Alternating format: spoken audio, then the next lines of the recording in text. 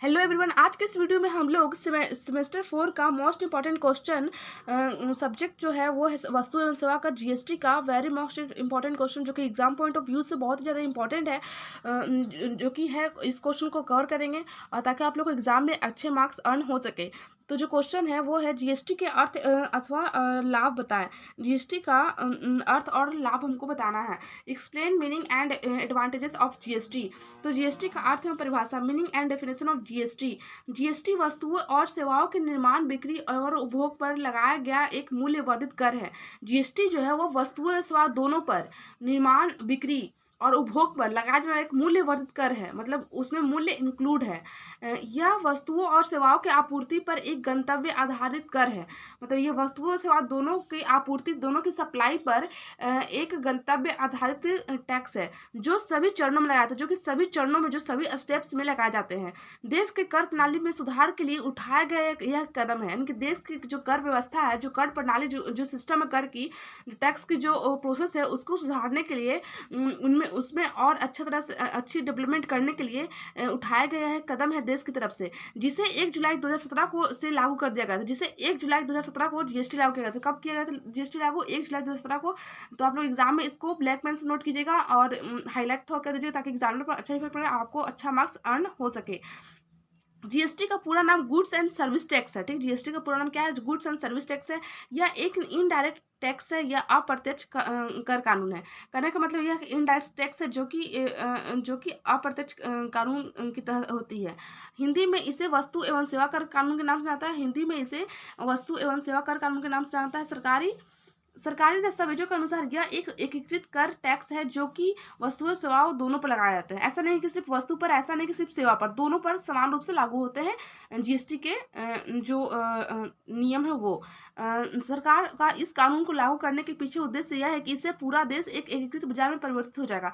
सरकार का इसके पीछे मेन जो पर्पस था वह यह था कि पूरा देश को एक एकीकृत एकता में लाना, एकीकृत बाजार का परिवर्तित करना ही सरकार का इसका मेन ऑब्जेक्टिव था जीएसटी लॉन्च करने के पीछे। तो जीएसटी का मतलब मानव उपभोग के लिए मादक शराब की आपूर्ति पर करों को छोड़कर वस्तुओं या सेवाओं पर दोनों की आपूर्ति पर कर है।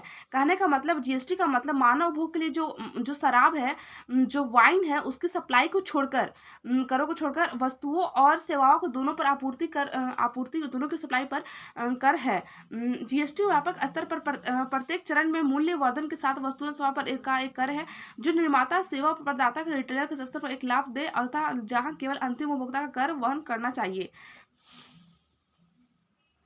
जीएसटी वस्तुओं और सेवाओं के बीच अंतर नहीं करता। कहने का मतलब जीएसटी वस्तुओं और सेवाओं के बीच अंतर नहीं करता, ये दोनों पर इक्वल कर लगता है और इस प्रकार दोनों पर एक ही दर से कर लगाया जाता है, दोनों पर एक ही रेट से कर लगाया जाता है। जीएसटी अप्रत्यक्ष कर सुधार में एक रास्ता है जो एक आम राष्ट्रीय बाजार का निर्माण करता है। जीएसटी जो है वो अप्रत्यक्ष कर का एक ऐसा रास्ता है जो कि आम राष्ट्रीय बाजार का निर्माण करेगा देश की प्रक्रिया को देश के विकास के रास्ते ले जाने पर।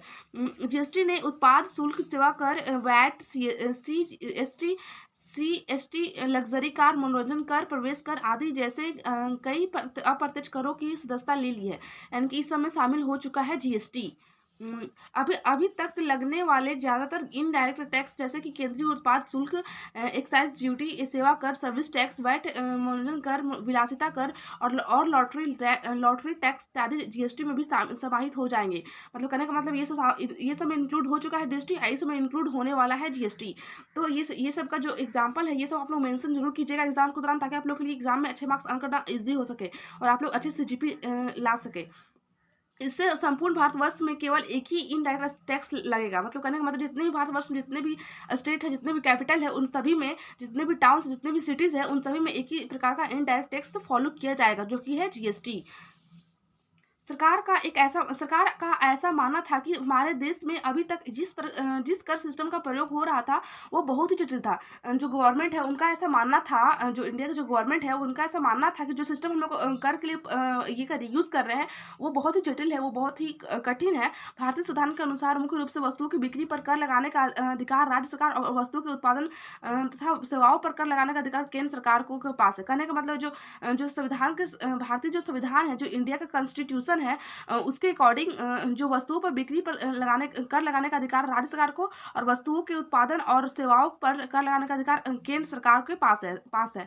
इस कारण देश के अलग अलग राज्यों में अलग अलग प्रकार का टैक्स लगाया था, क्योंकि इस प्रकार जो देश जितने भी स्टेट है, जितने भी कैपिटल है भारत देश के अंतर्गत, उनमें अलग अलग प्रकार के टैक्स लगाया था, क्योंकि सभी अपना अपना अलग अलग केंद्र सरकार अलग अलग राज्य सरकार होती है, केंद्र सरकार तो एक ही है पर राज्य सरकार सबके अलग अलग होती है, तो उनके अकॉर्डिंग अपने अकॉर्डिंग वो टैक्स लगाते हैं, तो इनसे अलग अलग व्यवस्था होती है, जो कि बहुत छीन भिन्न व्यवस्था हो जाती थी, जिसकी वजह से देश की कर व्यवस्था बहुत ही जटिल हो, जिसकी वजह से देश की जो कर व्यवस्था है बहुत जटिल हो चुकी थी, और कंपनियों और छोटे व्यापारियों को अलग अलग तरह की कई करों के लिए बड़ी समस्या बन गई थी। जितने भी कंपनी थे, छोटे मोटे व्यापारी थे, उनके लिए कर समस्या एक बड़ी समस्या बन गई थी।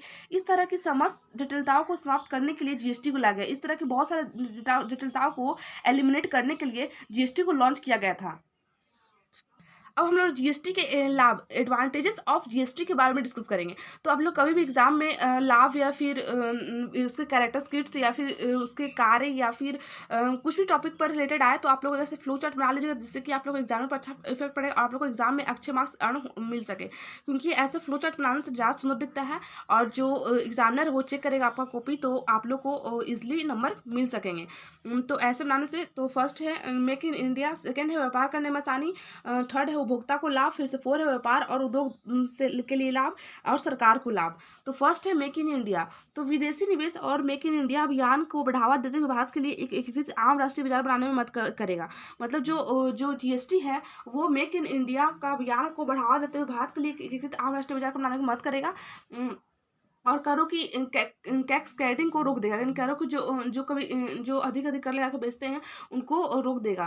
कर के कानूनों, प्रक्रियाओं और दरों का सामंजस्य बिठाएगा। जो जीएसटी है वो कर के जो भी रूल्स एंड रेगुलेशन है, जो भी प्रोसेस है, जो भी रेट्स है, उनमें तालमेल बैठा देगा कौन, जीएसटी।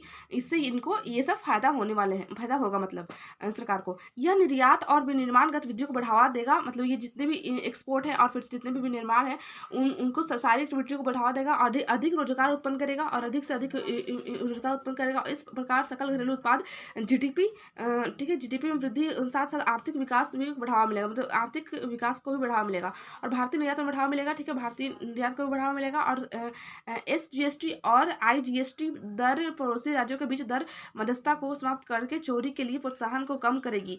जो चोरी होती है करों के अंतर्गत वो भी कम हो जाएगी। कंपनियों पर औसत पर बोझ कम होने की संभावना, यह भारत को मैन्युफैक्चरिंग बनाएगा, और ये भारत को क्या बनाएगा, मैन्युफैक्चरिंग बनाएगा। फिर सेकंड जो है व्यापार करने में आसानी, कम छूट के साथ सरल कर व्यवस्था। फिर से सेकंड है पंजीकरण, रिटर्न, रिफंड, कर भुगतान आदि जैसे विभिन्न प्रक्रियाओं के लिए सरलीकृत। फिर से करों की बहुलता में कमी, जो वर्तमान हमारी अप्रत्यक्ष कर प्रणाली को सरल बनाने। थर्ड है उपभोक्ताओं को लाभ, उपभोक्ता को क्या लाभ है इससे, निर्माता, खुदरा विक्रेता, और सेवा आपूर्तिकर्ता के बीच इनपुट टैक्स क्रेडिट के प्रभाव के कारण अंतिम कीमत कम होने की उम्मीद, मतलब इन सब के बीच कीमत को कम करने की उम्मीद जगती है। और सेकेंड जो पॉइंट है वो है कंपनियों पर औसत कर बोझ कम होने की संभावना होती है, जिससे कीमतों की कमी आने की उम्मीद है, और कम कीमतों का मतलब अधिक खपत। फिर से व्यापार और उद्योग के लिए लाभ, करों की बहुलता में कमी। फिर से आम राष्ट्रीय बाजार का विकास, सरकार को लाभ, विदेशी निवेश की बढ़ावा देने और मेक इन इंडिया अभियानों को बढ़ावा देने के एक एकीकृत आम राष्ट्रीय बाजार, यूनिफाइड कॉमन नेशनल मार्केट का निर्माण करना। और फिर से सेकंड जो पॉइंट है वो निर्यात की गतिविधियों की वृद्धि, अधिक रोजगार उत्पन्न करना, गरीबी का कम करना, सकल घरेलू उत्पाद को वृद्धि करना, आर्थिक विकास करना। थर्ड जो पॉइंट है कर चोरी कम करने के लिए समान एसजीएसटी और सीजीएसटी दरों को होना। आई होप आप लोग को वीडियो अच्छी लगी। Thank you so much watching this video. अगर आप लोग को ऐसे इंपॉर्टेंट क्वेश्चन चाहिए, इंपॉर्टेंट क्वेश्चन की वीडियो चाहिए, तो आप लोग मेरे चैनल को लाइक से सब्सक्राइब जरूर कीजिएगा। Thank you so much for watching this video.